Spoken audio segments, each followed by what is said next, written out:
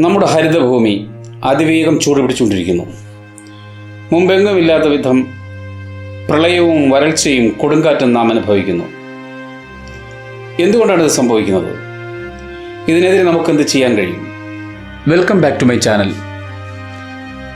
ഇന്ന് ഞാൻ സംസാരിക്കുന്നത് ഭൂമിയുടെ ഊഷ്മ വർധനവിനെ കുറിച്ചാണ്, അഥവാ ഗ്ലോബൽ വാർമിങ്ങിനെ കുറിച്ച്. ഗ്ലോബൽ വാർമിങ്ങിന് കാരണമായ ഗ്രീൻ ഹൗസ് ഇഫക്റ്റിനെ എല്ലാവരും ഒരു വില്ലനായിട്ടാണ് കണക്കാക്കുന്നത്. അതിനൊരു വില്ലനസ് പരിവേഷമാണുള്ളത്.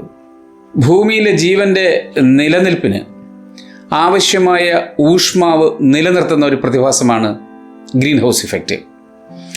ഈ ഗ്രീൻ ഹൗസ് ഇഫക്റ്റ് ഇല്ലായിരുന്നെങ്കിൽ ഭൂമിയുടെ ഊഷ്മാവ് -17 ഡിഗ്രി സെൻറ്റിഗ്രേഡിനേക്കാളും താഴേക്ക് പോകുമായിരുന്നു. അങ്ങനെ തണുത്ത് കുറഞ്ഞൊരു അവസ്ഥയിൽ ജീവൻ്റെ നിലനിൽപ്പ് അസാധ്യമാകുമായിരുന്നു. Thanks to greenhouse effect. Warm humid കണ്ടീഷനിൽ സസ്യങ്ങൾ വളരെ നന്നായി വളരും. അതുകൊണ്ടാണ് കർഷകർ ഗ്രീൻ ഹൗസ് ഉപയോഗിക്കുന്നത്. നിങ്ങൾ കണ്ടിട്ടായിരിക്കും ഗ്രീൻ ഹൗസ്. ട്രാൻസ്പെറൻ്റായ പോളിത്തീൻ ഷീറ്റ് കൊണ്ട് നിർമ്മിച്ച ഒരു ഷെഡ്, അതിനുള്ളിലാണ് സസ്യങ്ങൾ വളരുന്നത്.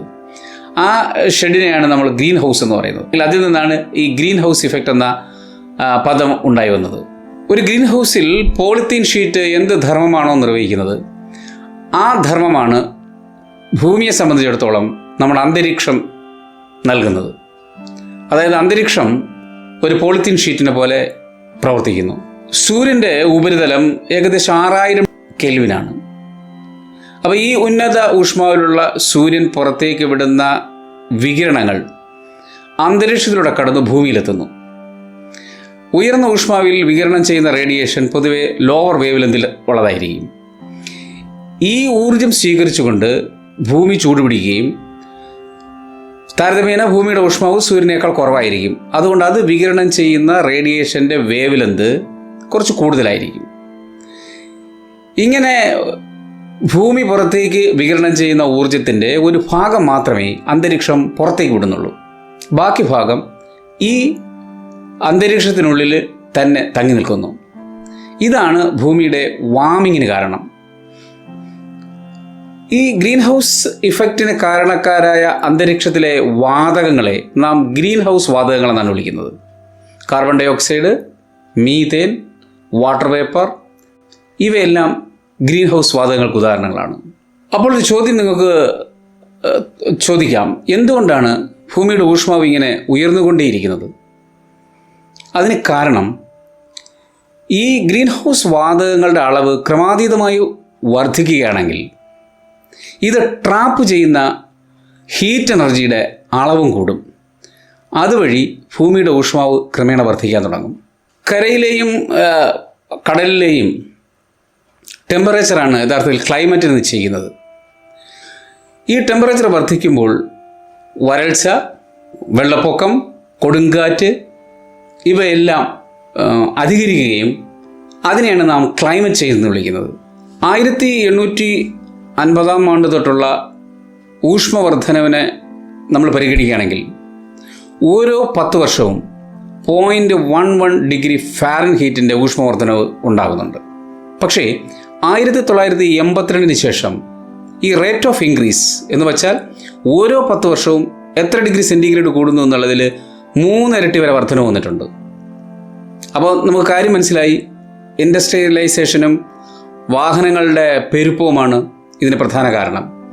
ഇപ്പോൾ ഓരോ 10 വർഷവും ടെമ്പറേച്ചർ ഉണ്ടാകുന്ന ഉയർച്ച 0.33 ഡിഗ്രി ഫാരൻഹീറ്റാണ്. ഏറ്റവും ഹയസ്റ്റ് ടെമ്പറേച്ചർ രേഖപ്പെടുത്തിയിരിക്കുന്ന വർഷം 2023 ആണ്. കാർബൺ എമിഷനാണ് ഈ ഗ്ലോബൽ വാർമിങ്ങിൻ്റെ പ്രധാന കാരണം. ഈ കാർബൺ എമിഷനിൽ മുന്നിൽ നിൽക്കുന്ന രാജ്യങ്ങൾ ഇന്ത്യയും ഉൾപ്പെടുന്നു. India, America, China, Brazil, European യൂണിയനിലെ രാജ്യങ്ങൾ, ഈ രാജ്യങ്ങളെല്ലാം തന്നെ കാർബൺ എമിഷൻ്റെ കാര്യത്തിൽ മറ്റ് രാജ്യങ്ങളെ അപേക്ഷിച്ച് മുന്നിൽ നിൽക്കുന്നു. ഇതിൻ്റെ ഏറ്റവും സങ്കടകരമായ ഒരു കാര്യം എന്ന് പറയുന്നത്, നമ്മൾ പുറത്തേക്ക് വിടുന്ന ഈ കാർബൺ എമിഷൻ മൂലം ബുദ്ധിമുട്ടുന്നത് ഈ കാർബൺ എമിഷനിൽ പിന്നിൽ നിൽക്കുന്ന മറ്റ് രാജ്യങ്ങളും കൂടെയാണ്. കാരണം ഇതൊരു ലോക്കലൈസ്ഡ് ഫിനോമിനൻ അല്ല, ഇതൊരു ഗ്ലോബൽ ഫിനോമിനാണ്.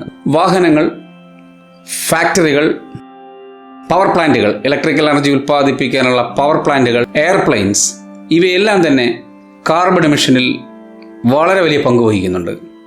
നാം സത്യത്തിൽ അപകടത്തിൻ്റെ അതിർവരമ്പിലാണ്. നമ്മൾ എമർജൻസി മോഡിലേക്ക് മാറേണ്ട സമയം അതിക്രമിച്ചു കഴിഞ്ഞു. നമ്മുടെ മനോഹരമായ ഈ ഭൂമി വാസയോഗ്യമായി നിലനിർത്തണമെങ്കിൽ നാം കുറേ കാര്യങ്ങൾ ചെയ്യേണ്ടതായിട്ടുണ്ട്.